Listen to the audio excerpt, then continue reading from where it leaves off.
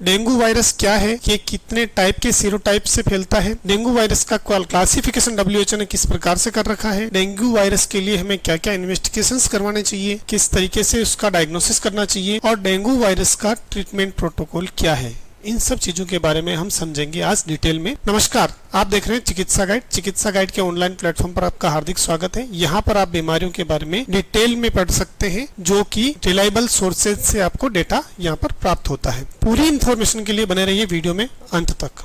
Dengue क्या है, dengue fever क्या है और किस तरीके से ये फैलता है, इस बारे में हम बात करेंगे। सबसे पहले हम देखते हैं कि डेंगू फीवर है क्या। डेंगू एक वायरल इन्फेक्शन है जो कि एडीज मॉस्किटो के काटने से फैलता है। किसके काटने से फैलता है? एडीज मॉस्किटो के काटने से फैलता है और ये वायरल इन्फेक्शन है। ठीक है, इसका कारण है डेंगू वायरस। क्या है? डेंगू वायरस, जिसे हम डेनवी नाम से जानते हैं। ठीक है, इसके अलग अलग सीरोटाइप्स है जिसकी हम बात करेंगे डिटेल में। इसके अलग अलग सीरोटाइप्स के अंदर डेनवी1 है, डेनवी2 है, डेनवी3 और डेनवी4, ये इसके अलग अलग सीरोटाइप है जो कि डेंगू फीवर को कोज करते हैं। ठीक है, ये सीरोटाइप्स जो है क्या करते हैं? डेंगू फीवर को कोज करते हैं। ठीक है, डेंगू फीवर के अंदर मेन समस्याएं क्या क्या होती है, क्या क्या प्रॉब्लम्स इसके अंदर डेंगू फीवर के अंदर हमको देखने को मिलती है। हम देखिए, सबसे पहले डेंगू फीवर के अंदर हमको देखने को मिलेगा फीवर यानी कि बुखार। दूसरा हमें देखने को मिलेगा प्लाज्मा लीकेज। प्लाज्मा लीकेज क्या होता है? प्लाज्मा लीकेज एक वो स्थिति होती है जिसके अंदर हमारी जो छोटी ब्लड वेसल्स होती है, जिन्हें हम कैपिलरीज कह सकते हैं, वहां से प्रोटीन और ब्लड के जो आवश्यक तत्व है वो लीकेज होके कहाँ जाते हैं? टिश्यूज के अंदर जाने लगते हैं और ब्लीडिंग की टेंडेंसी होने लगती है। ठीक है, तो ये हमारा इसके अंदर समस्या इसके अंदर होती है, फीवर और प्लाज्मा लीकेज। ठीक है, तीसरा होता है ब्लीडिंग टेंडेंसी। ठीक है, जब प्लाज्मा लीकेज होगा तो ब्लीडिंग होने की संभावनाएं बढ़ जाती है। ठीक है, इसके अलावा ऑर्गन इन्वॉल्वमेंट्स इसके अंदर हो सकता है। डेंगू फीवर के अंदर बहुत सारे ऑर्गन्स अफेक्ट हो सकते हैं जिनको डेंगू वायरस की वजह से नुकसान हो सकता है। ये मुख्य समस्याएं इसके अंदर हमारे को होती है। ठीक है, एडिस एजिप्टाई मॉस्किटो को अगर हम आप देखना चाहो तो ये इस टाइप का कुछ दिखता है। ठीक है, तो ये था डेंगू वायरस क्या होता है उसके बारे में। अब हम देखते हैं कि डेंगू वायरस की कौन कौन सी क्लिनिकल फेजेज है, कौन कौन सी क्लिनिकल फेजेज हैं जिसके अंदर हम डेंगू वायरस को डिटेल में पढ़ सकते हैं। ठीक है, तो पहली फेज है हमारी फेब्राइल फेज, दूसरी है हमारी क्रिटिकल फेज और तीसरी है रिकवरी फेज। तो एक एक फेज को हम डिटेल में पढ़ेंगे। फेब्राइल फेज चलती है जब डेंगू आपका एडिस एजिप्टाई आपको काटता है और डेंगू वायरस आपकी बॉडी के अंदर आता है। एडिस एजिप्टाई के काटने के बाद में डेंगू वायरस जब आपकी बॉडी के अंदर फैलता है तो वो सबसे पहले जो स्थिति उत्पन्न करती है वो करती है फेब्राइल फेज। फेब्राइल फेज के अंदर क्या होता है? ये चलती है 2 से 7 दिन तक। डेंगू एडिस एजिप्टाई ने आपको काटा, डेंगू वायरस आपकी बॉडी में गया, उसके बाद में दूसरे दिन से लेकर 7वें दिन तक जो फेज चलती है उसे हम कहते हैं फेब्राइल फेज। ठीक है, फेब्राइल फेज के अंदर क्या आपको सिम्टम्स देखने को मिलेंगे? हाई फीवर आपको देखने को मिलेगा, बहुत तेज बुखार आपको देखने को मिलेगा, हेडेक आपको देखने को मिलेगा। पेशेंट जो कि डेंगू वायरस से ग्रसित है उसको हेडेक होगा। रेट्रो ऑर्बिटल पेन आपको देखने को मिलेगा। रेट्रो ऑर्बिटल पेन यानी कि या इस हिस्से में आपको दर्द देखने को मिलेगा। माइल्जिया आपको देखने को मिलेगा। आपके सारे जॉइंट्स के अंदर पेन देखने को आपको मिलेगा। इसके अलावा रेशेज कहीं कहीं हो सकते हैं आपकी बॉडी पर। नोजिया और वॉमिटिंग की शिकायत आपको हो सकती है। ठीक है, तो ये सारे सिम्टम्स आपको किस में देखने को मिलेंगे? फेब्राइल फेज में। डेंगू फीवर की फेब्राइल फेज के अंदर आपको ये सारे सिम्टम्स आपको देखने को मिलेंगे, जिसके अंदर हाई फीवर हो गया, हेडेक हो गया, रेट्रो ऑर्बिटल पेन हो गया, माइल्जिया हो गया, जॉइंट पेन, रेशेज और नोजिया एंड वॉमिटिंग की शिकायत आपको देखने को मिलेगी। और ये फेज कितने दिन तक चलती है? 2 से 7 दिन तक। ठीक है, आगे बढ़ते हैं हम दूसरी फेज की तरफ। दूसरी फेज है क्रिटिकल फेज। दूसरी फेज कौन सी फेज है? Critical phase. ये बहुत महत्वपूर्ण फेज है। इस फेज के अंदर पेशेंट को सही ट्रीटमेंट अगर मिल जाता है, सही तरीके से पेशेंट को उपचार अगर मिल जाता है तो पेशेंट यहाँ पर आपका ठीक होने की संभावना होती है। और अगर यहाँ पर सही तरीके से ट्रीटमेंट नहीं किया गया तो यहाँ पर पेशेंट के बिगड़ने की भी पूरी संभावना होती है। ठीक है, तो इसके अंदर क्या क्या होता है क्रिटिकल फेज के अंदर? सबसे पहले तो हम देखें, ये चलती है 3 से 7 दिन। ठीक है, तीसरे दिन से 7वें दिन तक ये चलती है फेज आपकी। जो कि फेब्राइल फेज के बाद की फेज है, ठीक है। इसके अंदर क्या होता है, फीवर कम होता है, जो कि फेब्राइल फेज में जो बुखार था उससे थोड़ा कम होता है, लेकिन पेशेंट की कंडीशन बिगड़ना शुरू हो जाती है। क्या होता है, फीवर तो कम देखने को मिलेगा, लेकिन पेशेंट की जो कंडीशन है वो आपकी बिगड़ने लगती है। प्लाज्मा लीकेज हो सकता है, ठीक है। मैंने बताया आपको कैपिलरीज के अंदर से प्लाज्मा लीकेज आपके होने की संभावना होती है, टिश्यूज के अंदर आपके ब्लड के पार्ट्स जाने लगते हैं और ब्लीडिंग होने की संभावना भी होती है। अगली कंडीशन आपकी हो सकती है, अगला फीचर आपको देखने को मिल सकता है हीमो कॉन्सेंट्रेशन। हीमो कॉन्सेंट्रेशन का मतलब क्या है, हीमो कॉन्सेंट्रेशन का मतलब है कि आपका जो ब्लड का लिक्विड पार्ट है यानी कि प्लाज्मा वो लीकेज हो जाता है।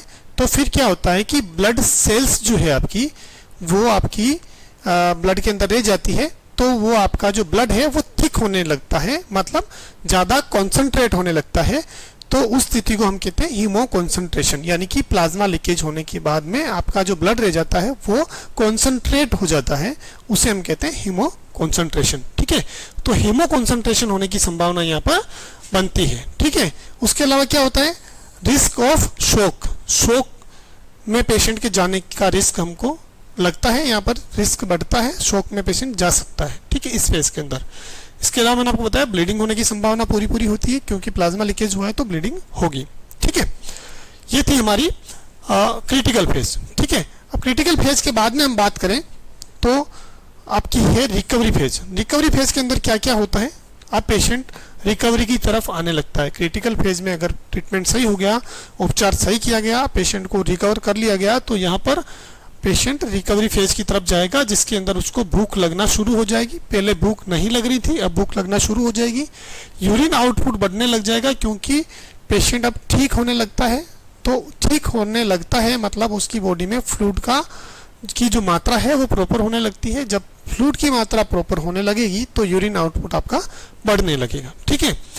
इसके अलावा प्लेटलेट रिकवरी होना शुरू हो जाती है। यहाँ पर आपकी क्रिटिकल फेज के अंदर प्लेटलेट गिर गई थी, क्योंकि आपका प्लाज्मा लीकेज हुआ था, ठीक है। तो प्लेटलेट का जो काउंट था आपका वो कम हो गया था, वो यहाँ पर बढ़ना शुरू हो जाता है, ठीक है। और फ्लूइड बैलेंस नॉर्मल होने लगता है, जो कि आपको फ्लूइड लॉस हुआ था वो बैलेंस आपका नॉर्मल होना शुरू हो जाता है, ठीक बात है। तो ये है हमारी सारी phases of dengue fever. Dengue virus के आपकी बॉडी के अंदर जाने के बाद में जो फेजेस आपकी बॉडी में देखने को मिलेगी वो ये है, ठीक है। अब हम बढ़ते हैं क्लासिफिकेशन की तरफ। WHO ने जो क्लासिफिकेशन दिया है डेंगू का, उसकी हम बात करेंगे, ठीक है। Number 1 dengue without warning sign, number 2 dengue with warning sign, number 3 serious dengue, ठीक है। 3 तरह का क्लासिफिकेशन WHO ने दिया है डेंगू का, जिसके अंदर है पहला dengue without warning symptoms, dengue with warning science और सीरियस डेंगू, ठीक है। तो हम सबसे पहले पढ़ते हैं dengue without warning science. Dengue without warning science जो है उसके अंदर हमें क्या क्या सिम्टम देखने को मिलेगा, फीवर देखने को मिलेगा, बॉडी एक देखने को मिलेगा, रेशेज आपको देखने को मिलेंगे और माइल्ड सिम्टम, हल्के फुल्के सिम्टम आपको देखने को मिलेगा। तो इनका उपचार भी हम क्या करेंगे, विदाउट वार्निंग साइंस है तो उनका उपचार भी हम माइल्ड तरीके से कर सकते हैं, क्योंकि यहाँ पर ज़्यादा कोई आपको समस्या देखने को नहीं मिल रही है। बॉडी एक है, फीवर है, रेशेज है और हल्के फुल्के सिम्टम्स हैं। तो यहाँ पर हम क्या ट्रीटमेंट कर सकते हैं, हम ओरल फ्लूइड्स दे सकते हैं। ओरल फ्लूइड्स का मतलब पानी दे दिया हमने कोकोनट वाटर दे दिया, हमने ORS दे दिया, उससे हम डेंगू वायरस से ग्रसित पेशेंट की जो फ्लूइड की जो पूर्ति है वो हम यहाँ पर कर सकते हैं, ठीक है। नंबर 2 हम जो ट्रीटमेंट प्रोटोकॉल में यूज करते हैं पैरासीटामोल, क्योंकि डेंगू फीवर का पेशेंट है, विदाउट वार्निंग साइंस है, लेकिन फीवर था उसके अंदर, बॉडी एक था वहाँ उनको, तो उसको हमें कंट्रोल करने के लिए हमें क्या करना पड़ेगा, पैरासीटामोल की दवा देनी पड़ेगी। पैरासीटामोल की दवा हम यहाँ पर देते हैं, मात्रा में आगे आपको बताऊंगा, ठीक है। इसके अलावा डेली मॉनिटरिंग हम करते हैं। डेली मॉनिटरिंग के अंदर क्या मॉनिटरिंग करते हैं, डेली मॉनिटरिंग के अंदर हम मॉनिटरिंग करते हैं ब्लड प्रेशर, ठीक है, पल्स हम चेक करते हैं, SpO2 हम चेक करते हैं, ठीक है। यहाँ पर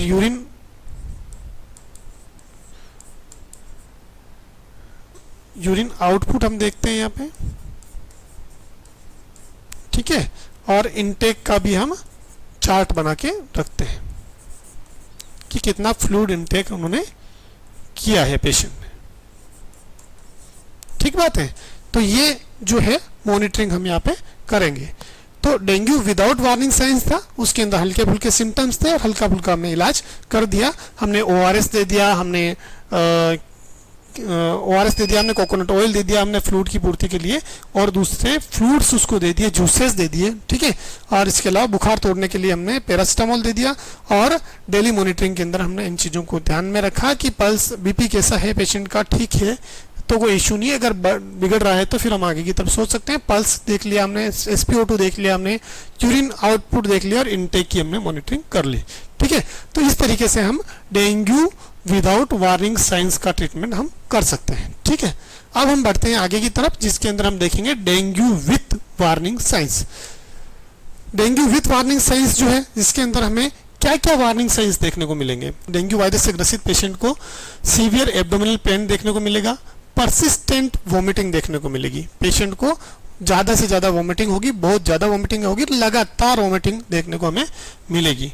एब्डोमेन पेन है और दूसरा परसिस्टेंट वोमिटिंग यहाँ पर देखने को मिलेगी। ये वार्निंग साइन है, जिसके अंदर ब्लीडिंग हमको देखने को मिलेगी, रेस्टलेसनेस पेशेंट को होगी, लिथार्जी होगी, हिपेटोमेगेली हमें देखने को मिलेगी, लीवर के अंदर इन्फेक्शन देखने को मिलेगा, फ्लूइड एक्यूमुलेशन हो सकता है, कहीं कहीं पर फ्लूइड इकट्ठा हो सकता है, जमा हो सकता है, और राइजिंग हीमोक्रेट्स बढ़े हुए हमें मिल सकते हैं, ठीक है।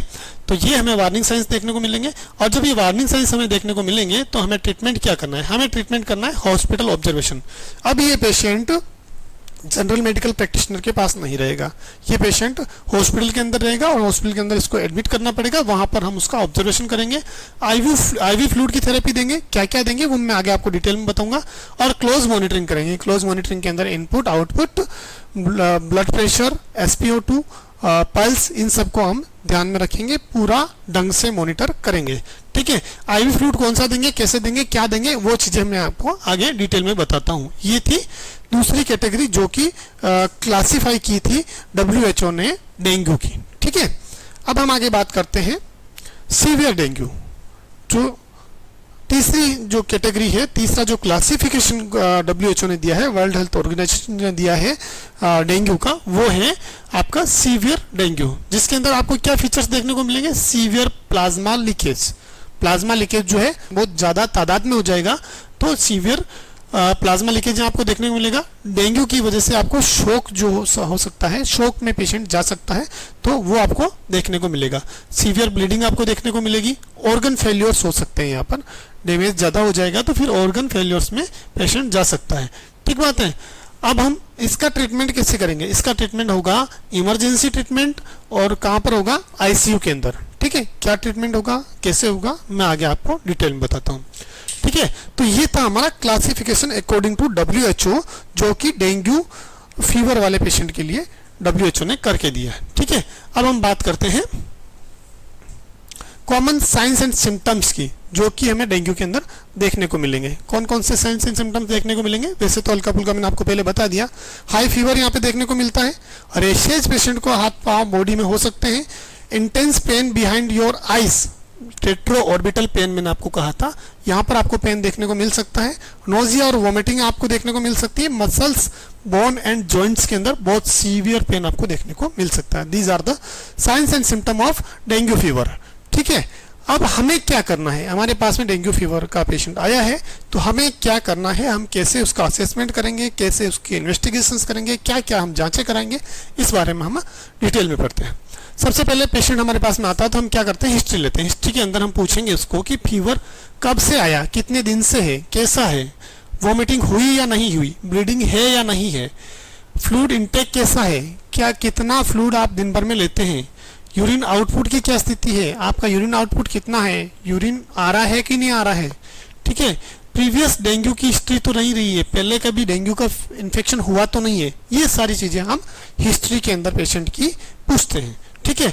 हिस्ट्री पूछने के बाद में हम एग्जामिनेशन की तरफ जाते हैं, तो हम सबसे पहले क्या देखते हैं, ब्लड प्रेशर, पल्स मॉनिटर हम उनकी करते हैं, रेस्पिरेटरी रेट उसकी क्या है उसका देखते हैं, कैपिलरी रिफिल एक टेस्ट होता है जो कि बेड साइड टेस्ट होता है, वो हम करते हैं, और हाइड्रेशन का स्टेटस क्या है पेशेंट का वो हम देखते हैं कि डिहाइड्रेट तो नहीं है पेशेंट, वो देखते हैं, और ब्लीडिंग के साइन तो नहीं है, वो सब चीज़ें हम यहाँ पे देखते हैं। ये रहा हमारा एग्जामिनेशन। ठीक है, अब हम जाते हैं कि इन्वेस्टिगेशंस पर। एग्जामिनेशन के बाद में हम देखेंगे कि इन्वेस्टिगेशंस हमें क्या क्या कराने हैं डेंगू वायरस को डिटेक्ट करने के लिए।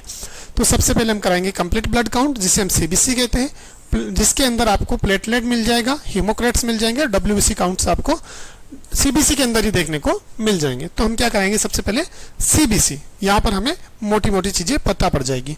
डेंगू के लिए हम टेस्ट जो कराते हैं, number 1 NS1, number 2 IgM antibody. लेकिन NS1 एंटीजन टेस्ट जो है हम कराएंगे पहले दिन से 5वें दिन के बीच में, और 5 दिन के बाद में अगर पेशेंट आप तक पहुंचा है तो हम क्या कराएंगे, IgM एंटीबॉडी टेस्ट। ठीक है, इसके अलावा और क्या टेस्ट करा सकते हैं, हम टेस्ट करा सकते हैं आपका लीवर फंक्शन टेस्ट करा सकते हैं, जिसके अंदर आपको लीवर की वैल्यूज देखने को मिलेगी, ऊपर नीचे आपको देखने को मिलेगी, बढ़ी हुई वैल्यूज लीवर की मिलेगी आपको। RFT रीनल फंक्शन टेस्ट हम करा सकते हैं, हमें कराना चाहिए। इलेक्ट्रोलाइट्स हम यहाँ पर देखेंगे, ब्लड शुगर हम देखेंगे, और कोगुलेशन प्रोफाइल हम देखेंगे। अगर पेशेंट को ब्लीडिंग की शिकायत है तो ये देखना जरूरी हो जाता है, कोगुलेशन प्रोफाइल। ठीक बात है, तो ये था हमारा इन्वेस्टिगेशन पार्ट, जो कि हमें डायग्नोसिस की तरफ ले जाएगा और ये कंफर्मेशन देगा कि पेशेंट डेंगू वायरस से ग्रसित है। ठीक बात है, अब हम आते हैं ट्रीटमेंट की तरफ कि हमें ट्रीटमेंट कैसे करना है। डेंगू वायरस हमें कंफर्म हो गया, इन्वेस्टिगेशन हमने करवा लिए, अब हम ट्रीटमेंट पार्ट पर जाएंगे। ठीक है, तो ट्रीटमेंट के लिए हमें किन किन प्रिंसिपल्स का ध्यान रखना है, हमारा मुख्य गोल क्या क्या है। हमें सबसे पहले हाइड्रेशन मेंटेन करके रखना है, पेशेंट डिहाइड्रेट नहीं होना चाहिए। नंबर 2 हमें करना है, पेशेंट को प्रिवेंट करना है शोक से, कि पेशेंट में शोक में नहीं जाना चाहिए, ये हमारी प्राथमिकताएं होनी चाहिए। फिर हमें करना है कॉम्प्लिकेशंस को मॉनिटर, कि पेशेंट को क्या क्या कॉम्प्लिकेशंस हो रहे हैं उनको वहीं पर कंट्रोल करना है। तो कंट्रोल करने के लिए हमें क्या करना पड़ेगा, उनको मॉनिटर करना पड़ेगा, क्लोजली वॉच करना पड़ेगा। जब हम वॉच करेंगे तो हमें पता पड़ेगा कि कहाँ पर कौन सा आपका सिम्टम्स बढ़ रहा है, कौन सी आपकी समस्या बढ़ रही है, उसे हम वहाँ पर कॉम्प्लिकेट होने से रोक सकते हैं। ठीक है, अवॉइड अननेसेसरी मेडिकेशंस, और ऐसे पेशेंट को जबरदस्ती की बहुत सारी दवाएं भी हमें नहीं देनी है। तो ये हमारे गोल हैं, मेंटेन हाइड्रेशन, प्रिवेंट शोक, मॉनिटर कॉम्प्लिकेशन और अवॉइड अननेसेसरी मेडिकेशंस। ठीक है, अब हम बढ़ेंगे फीवर मैनेजमेंट की तरफ। ठीक है, उन गोल्स को पूरा करने के लिए सबसे पहले हम क्या करेंगे, पेशेंट का फीवर मैनेज करेंगे, क्योंकि पेशेंट फीवर में होगा, फीवर भी उसको तेज होता है। ठीक है, प्रीफर्ड ड्रग जो है हमारी वो है पैरासीटामोल। पैरासीटामोल की डोज हम देते हैं एडल्ट को 500 मिलीग्राम से 650 मिलीग्राम तक, और वो भी देते हैं 6 आवरली एज नीडेड, जब जब जरूरत है हम आपको उस पेशेंट को फीवर तो कम करने के लिए पैरासीटामोल देते हैं। उसकी लगभग जो डोज है 6 आवरली होती है, 500 मिलीग्राम से 650 मिलीग्राम तक एक एडल्ट पर्सन के लिए। ठीक है, मैक्सिमम डेली डोज जो है उसकी हम दे सकते हैं कितनी, उसके लिए हमें पेशेंट की कंडीशन देखनी पड़ेगी। ठीक है, पेशेंट की कंडीशन के अकॉर्डिंग हम मैक्सिमम डोज को दे सकते हैं, उसके वेट के अकॉर्डिंग, उसकी कैपेसिटी के अकॉर्डिंग। ठीक है, कौन सी दवाएं हमें नहीं देनी है, ये सबसे इंपॉर्टेंट है भैया, ये सबसे इंपॉर्टेंट है। कौन सी दवाई देनी है अच्छी बात है, पर कौन सी दवाई नहीं देनी है, डेंगू फीवर के अंदर कौन सी दवाई हमें अवॉइड करनी है, वो बहुत इंपॉर्टेंट है। ठीक है, हमें नहीं देनी है एस्प्रिन, हमें नहीं देनी है आइबुप्रोफेन, हमें नहीं देनी है डाइक्लोफिनेक, और हमें non steroid anti inflammatory drugs नहीं देनी है। क्यों नहीं देनी है, क्योंकि ये सारी ड्रग्स आपकी क्या करेगी, ब्लीडिंग टेंडेंसी को बढ़ाएगी, ब्लीडिंग रिस्क इंक्रीज होती है इनसे। इस वजह से हमें ये दवाइयाँ कभी नहीं देनी है डेंगू फीवर वाले पेशेंट को। देनी क्या है, पैरासीटामोल, जो कि सबसे सेफ है। ठीक है, 6 आवरली दे सकते हैं 500 मिलीग्राम से 650 मिलीग्राम तक, और उसको जब जब आवश्यकता है, जिस तरीके की आवश्यकता है उस हिसाब से दे सकते हैं, और मैक्सिमम डोज भी हम पेशेंट की कंडीशन को मॉनिटर करते हुए दे सकते हैं। ठीक बात है, तो ये था हमारा फीवर मैनेजमेंट के लिए, इससे तो होगा हमारा फीवर मैनेजमेंट। अब हम आगे बढ़ते हैं फ्लूइड मैनेजमेंट की तरफ, क्योंकि डेंगू फीवर में पेशेंट को डिहाइड्रेशन होने के पूरे चांस होते हैं। तो डिहाइड्रेशन से पेशेंट को कैसे बचाना है, उसके लिए हम क्या करेंगे, फ्लूइड मैनेजमेंट करेंगे। अगर माइल्ड है आपका डेंगू है, डेंगू हल्की फुल्की कंडीशन में है, तो हम क्या करेंगे, ओरल फ्लूइड्स देंगे, जिसके अंदर ORS देंगे, जो जैसा कि मैंने आपको थोड़ी देर पहले बताया था। वाटर देंगे, पानी खूब मात्रा में पिलाएंगे उसको, कोकोनट वाटर हम दे सकते हैं, सूप दे सकते हैं। ठीक है, इनसे क्या होगा, पेशेंट का हाइड्रेशन लेवल मेंटेन होगा, हल्के फुल्के डेंगू के लक्षण वाले पेशेंट के लिए। ठीक है, और हमें मॉनिटरिंग क्या क्या करनी है, हमें यूरिन आउटपुट मॉनिटर करना है, हाइड्रेशन का स्टेटस उसका देखते रहना है। ठीक है, अब हम देखते हैं कि कौन से पेशेंट को आईवी फ्लूइड थेरेपी की जरूरत पड़ेगी। अभी वो तो मैंने जो बताया आपको, ओआरएस, कोकोनट वाटर और सूप, वो सारी चीज़ें माइल्ड डेंगू वाले पेशेंट के लिए, लेकिन आईवी फ्लूइड्स भी देना पड़ेगा अगर पेशेंट सीवियर कंडीशन में है तो। अब आईवी फ्लूइड्स की क्या शर्तें हैं, कितना देना है, कौन सा देना है, कब कब देना है, उसके बारे में हम डिटेल में पढ़ते हैं। इंडिकेशंस क्या है, आईवी फ्लूइड्स किस किस को देना है और किसको नहीं देना है, क्योंकि सबको तो हम नहीं देंगे, माइल्ड वाले को तो नहीं देंगे जैसा कि मैंने पहले बताया। तो आईवी फ्लूइड जो है हम किस किस को देंगे, जो कि ओरल फ्लूइड्स लेने में सक्षम नहीं है, ठीक है, जिसको परसिस्टेंट वॉमिटिंग हो रही है, जिसको डिहाइड्रेशन के सिम्टम्स हमें देखने को मिल रहे हैं, जिस पेशेंट के अंदर वार्निंग सिम्टम्स देखने को मिल रहे हैं, वार्निंग साइंस देखने को मिल रहे हैं, और जैसा पेशेंट जिसको शॉक की कंडीशन में वो जा रहा है, उससे पेशेंट को हम क्या देंगे, हम देंगे इंट्रावीनस फ्लूइड, उससे उसका हाइड्रेशन लेवल मेंटेन करेंगे। ठीक बात है। तो कॉमन आईवी फ्लूइड्स कौन कौन से हैं जिसके अंदर हम डेंगू के अंदर दे सकते हैं, वो है क्रिस्टलोइड्स। क्रिस्टलोइड्स के अंदर भी कौन सा देंगे हम, नॉर्मल सेलाइन 0.9% और रिंगर लेक्टेट हम यहाँ पर प्रीफर करेंगे। ठीक बात है। आगे बढ़ते हैं हम। डेंगू पेशेंट के अंदर जो है फ्लूइड देने की जो है वो स्ट्रेटेजी क्या है, कौन सी स्ट्रेटेजी से हम फ्लूइड देंगे, वो है आईवी क्रिस्टलोइड्स हमें शुरू करने हैं। कब, जब वार्निंग साइंस हमें देखने को मिले। ठीक है, आईवी क्रिस्टलोइड्स के अंदर हमें आइसोटोनिक फ्लूइड देना है और इसको बार बार एडजस्ट करना है पेशेंट के अकॉर्डिंग, जिसके अंदर किस तरीके से एडजस्ट करेंगे हम, पेशेंट का बीपी मॉनिटर करके, पल्स मॉनिटर करके, यूरिन आउटपुट मॉनिटर करके और हीमोक्रिट्स देखते हुए हमें देना है फ्लूइड। कितना देना है वो सब चीज़ें इसके ऊपर डिपेंड करेगी कि आपका ब्लड प्रेशर कितना है, पल्स कितनी है, यूरिन आउटपुट कैसा है, हीमोक्रिट्स की क्या स्थिति है, उन्हें देखते हुए हम क्या करेंगे, आईवी फ्लूइड्स यहाँ पर देंगे। और कौन सा देंगे, क्रिस्टलोइड्स के अंदर आइसोटोनिक फ्लूइड हम यहाँ पर देंगे। ठीक है। अब हमें एक चीज़ का और ध्यान रखना है, पहले भी मैंने आपको बताया था कि कौन सी दवा देनी है उससे ज़्यादा इंपॉर्टेंट है कि कौन सी दवा नहीं देनी है। ठीक है। तो यहाँ पर भी हमें ये देखना है कि फ्लूइड देना है पेशेंट को हाइड्रेट करने के लिए, क्योंकि वो डिहाइड्रेशन में जा रहा है, लेकिन ध्यान रहे कि पेशेंट को फ्लूइड जो है ओवरलोड ना हो। ठीक है, एक्सेस फ्लूइड लोडिंग हमें अवॉइड करनी है। ठीक है। रिस्क क्या रहती है इसके अंदर, जब हम फ्लूइड देते हैं तो उसके अंदर रिस्क रहती है फ्लूइड ओवरलोड हो सकता है और रेस्पिरेटरी डिस्ट्रेस पेशेंट को हो सकता है। तो इस कंडीशन से बचने के लिए हमें क्या करना है, फ्लूइड ओवरलोड ना हो, इसका विशेष ध्यान रखना है। ठीक बात है। आगे बढ़ते हैं। मॉनिटरिंग ड्यूरिंग ट्रीटमेंट करते हुए हमें किन किन चीज़ों का ध्यान रखना है, हमें ध्यान रखना है पल्स का, ब्लड प्रेशर का, रेस्पिरेटरी रेट का, टेम्परेचर का, यूरिन आउटपुट का, जैसा कि मैंने आपको सबसे पहले बताया था। ठीक है। इन चीज़ को हमें हर 4 से 6 घंटे के अंदर मॉनिटर करनी है, जो कि पेशेंट की एक्चुअल कंडीशन हमें बताता है कि पेशेंट के वाइटल्स अगर ठीक है तो पेशेंट ठीक है, हम स्थिति को सुधारने की तरफ जा रहे हैं। अगर पेशेंट के वाइटल्स नहीं सुधर रहे हैं तो हो सकता है पेशेंट कॉम्प्लिकेशंस की तरफ जा रहा हो। तो हमें क्या करना है, 4 से 6 घंटे के अंदर, हर 4 से 6 घंटे के अंदर हमें क्या करना है, blood pressure, temperature, urine output, pulse, SpO2, इन सब चीज़ों को, रेस्पिरेटरी रेट, इन सब चीज़ों को मॉनिटर करते रहना है। ठीक है।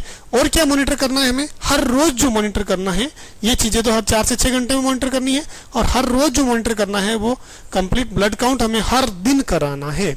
कंप्लीट ब्लड काउंट हमें हर दिन कराना है, जिसके अंदर हम देखेंगे प्लेटलेट और हीमोक्रिट्स की स्थिति, कि प्लेटलेट ने बढ़ना शुरू किया कि नहीं किया, हीमोक्रिट्स की क्या स्थिति है, वो सब चीज़ें हम वहाँ पे मॉनिटर करेंगे। तो ये मॉनिटरिंग बहुत इंपॉर्टेंट है। अब हम देखते हैं प्लेटलेट ट्रांसफ्यूजन कौन से पेशेंट को किया जाता है और क्यों किया जाता है, किसको नहीं किया जाता है। प्लेटलेट ट्रांसफ्यूजन की जब बात करें तो लो प्लेटलेट काउंट हमेशा कोई कारण नहीं होता है कि जिस पेशेंट के प्लेटलेट काउंट लो है मतलब प्लेटलेट ट्रांसफ्यूज कर दो, ऐसा नहीं। प्लेटलेट किसको ट्रांसफ्यूज की जाएगी, जिस पेशेंट को सिग्निफिकेंट ब्लीडिंग हो रही है, प्लेटलेट तो लो है ही है, प्लेटलेट लो होना तो पहली शर्त है, लेकिन केवल प्लेटलेट लो होना मतलब प्लेटलेट लो होने के साथ में क्या है, सिग्निफिकेंट ब्लीडिंग हो रही है पेशेंट को, वेरी लो प्लेटलेट काउंट है विथ क्लिनिकल रिस्क। ठीक है। और बिफोर इन्वेसिव प्रोसीजर भी हम यहाँ पर सेलेक्टेड केसेस के अंदर क्या कर सकते हैं, प्लेटलेट ट्रांसफ्यूजन कर सकते हैं। ठीक है।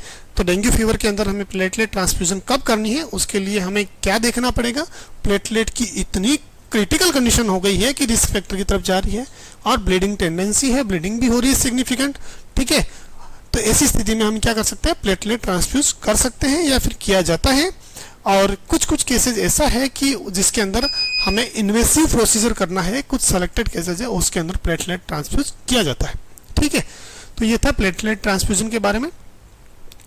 अगर पेशेंट डेंगू से शॉक की तरफ चला गया, जिसके अंदर हमें साइंस देखने को मिले कि भाई लो बीपी है, पल्स प्रेशर जो है वो बिल्कुल नेरो हो गया है, कोल्ड एक्सट्रीमिटीज है, आपके हाथ पांव बिल्कुल ठंडे पड़ गए हैं, ठीक है, डिले कैपिलरी रिफिल जो है, कैपिलरी रिफिल टेस्ट किया आपने और वो डिले हो रहा है, देरी से उसका रिजल्ट आ रहा है, तो ऐसे पेशेंट को रिड्यूस यूरिन आउटपुट, बहुत यूरिन का आउटपुट बहुत रिड्यूस हो गया है, तो यहाँ पर ये पेशेंट किस में जा सकता है, शॉक की कंडीशन में। ठीक है, उसका मैनेजमेंट हम कैसे करेंगे, हम रैपिड असेसमेंट करेंगे, आईवी क्रिस्टलोइड्स हम यहाँ पर देंगे। ठीक है, और ऑक्सीजन का सपोर्ट देंगे, कंटिन्यूस मॉनिटरिंग उसकी करेंगे। ठीक है, अब हम बात करते हैं drugs to avoid in dengue fever. Dengue fever के अंदर कौन सी ड्रग्स नहीं देनी है, हालांकि इस चीज़ के बारे में हम पहले पढ़ चुके हैं, फिर भी एक बार वापस देख लेते हैं।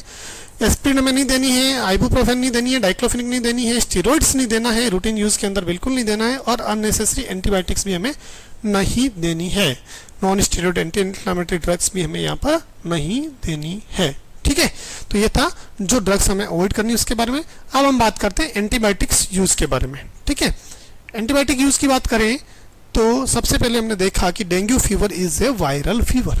डेंगू फीवर क्या है, वायरल फीवर है।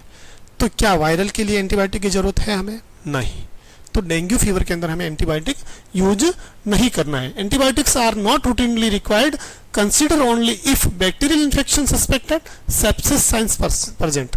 तो मैंने क्या कहा कि डेंगू फीवर के अंदर हमें एंटीबायोटिक की जरूरत नहीं है क्योंकि ये वायरल इन्फेक्शन है, लेकिन अगर सेकेंडरी इन्फेक्शन की तरफ हम जा रहे हैं जहां पर हमें बैक्टीरियल इन्फेक्शन सस्पेक्ट हुआ है, तो वहां पर हम एंटीबायोटिक्स का यूज कर सकते हैं, और सेप्सिस के साइन अगर प्रेजेंट वहां पर है तो वहां पर हम एंटीबायोटिक का यूज कर सकते हैं। अदरवाइज हमें एंटीवायरल ही यूज करना है, वायरल डिजीज के अंदर हमें एंटीबायोटिक्स का यूज नहीं करना है। ठीक बात है। अब हम देखते हैं कि कौन से पेशेंट को हॉस्पिटल के अंदर एडमिट करना पड़ेगा, कौन से पेशेंट को हॉस्पिटल के अंदर एडमिट करना पड़ेगा। हालांकि हम एडमिट कर चुके हैं, पहले ट्रीटमेंट कर चुके हैं, लेकिन उसका क्राइटेरिया क्या है वो शॉर्ट में हम देख लेते हैं कि किन किन पेशेंट को हमें हॉस्पिटल के अंदर एडमिट करके उसका ट्रीटमेंट करना चाहिए। वार्निंग साइन अगर प्रेजेंट है पेशेंट के अंदर, सीवियर वॉमिटिंग है, ब्लीडिंग उसको हो रही है, डिहाइड्रेशन के सिम्टम्स है, प्रेगनेंसी अगर पेशेंट को है और डेंगू फीवर से ग्रसित है, तो उससे हमें हॉस्पिटल में एडमिट करके ही ट्रीटमेंट करना पड़ेगा। एल्डरली पेशेंट है, बहुत बुजुर्ग लोग हैं, तो उनको, और कॉमरबिड पे डिजीज अगर इसको में देखने को मिल रही है पेशेंट में, तो हम उसको एडमिट करके ट्रीटमेंट करेंगे। पुअर फॉलोअप पॉसिबिलिटी है, पेशेंट फॉलोअप के लिए नहीं आ सकता आपके हॉस्पिटल में बार बार आपके क्लिनिक सेटअप पर, तो उसको हॉस्पिटल के अंदर एडमिट करके क्लोज मॉनिटरिंग करनी हमें चाहिए। ठीक बात है। तो ये था डेंगू फीवर के बारे में। हमने आई होप कि बहुत डिटेल में पढ़ा है कि डेंगू फीवर क्या है, WHO ने उसको कैसे क्वालिफाई किया है, क्या उसकी स्टेजेस हैं, क्या उसका इन्वेस्टिगेशन क्राइटेरिया है, माइल्ड में हम क्या ट्रीटमेंट करेंगे, सीवियर में हम क्या ट्रीटमेंट करेंगे, और कौन से पेशेंट को एडमिट करना है, कौन से पेशेंट को आउटडोर में ट्रीटमेंट करना है, कौन से पेशेंट को हमें ओरल ड्रग्स देनी है, कौन से पेशेंट को हमें आईवी फ्लूइड्स देना है, आईवी फ्लूइड्स कौन सा देना है। इसके साथ ही हमने ये भी पढ़ा कि कौन सी दवा पेशेंट को देनी है, कौन सी नहीं देनी है, एंटीबायोटिक्स का यूज क्यों नहीं करना चाहिए, और अगर करना पड़ा तो कब करना चाहिए। इन सब चीज़ों के बारे में हमने डिटेल में पढ़ा। आई होप कि आपको डेंगू फीवर के बारे में बहुत कुछ क्लियर हो गया होगा, आपको बहुत सारी चीज़ें समझ में आई होगी। हो सकता है कुछ क्वेश्चंस आपके रह गए हों, अगर आपके क्वेश्चंस कुछ रह गए हैं तो मुझे कमेंट सेक्शन में पूछिए, मैं उसका जवाब देने की पूरी कोशिश करूंगा। ऐसे ही इंपॉर्टेंट वीडियोस देखने के लिए चिकित्सा गाइड पर बने रहिए। अगर आपने हमारी बुक्स अभी तक परचेज नहीं की है तो हमारी चिकित्सा गाइड की जो 4 बुक्स अभी अवेलेबल है, फर्स्ट सेकंड थर्ड एडिशन, और हमारी आयुर्वेदा जो अवेलेबल है वो हमारी वेबसाइट kailashbanjara.in या फिर फ्लिपकार्ट, अमेजॉन, मीशो, स्नैपडील किसी भी प्लेटफॉर्म से जाके खरीद सकते हैं, या फिर हमारे बोर्ड लाइन नंबर पर कॉल करके आप इसको मंगवा सकते हैं। बहुत अच्छी बुक है, आपकी प्रैक्टिस में 4 चांद लगा देगी। इसी के साथ हम इस वीडियो का अंत करेंगे। Thank you so much video के अंदर बने रहने के लिए, और वीडियो अगर अच्छा लगा आपको तो लाइक कीजिए, चैनल को सब्सक्राइब कीजिए, अगर आप नए हैं तो दोस्तों के साथ शेयर कीजिए जो उनकी प्रैक्टिस के अंदर उनको हेल्प कर सकती है। Thank you so much.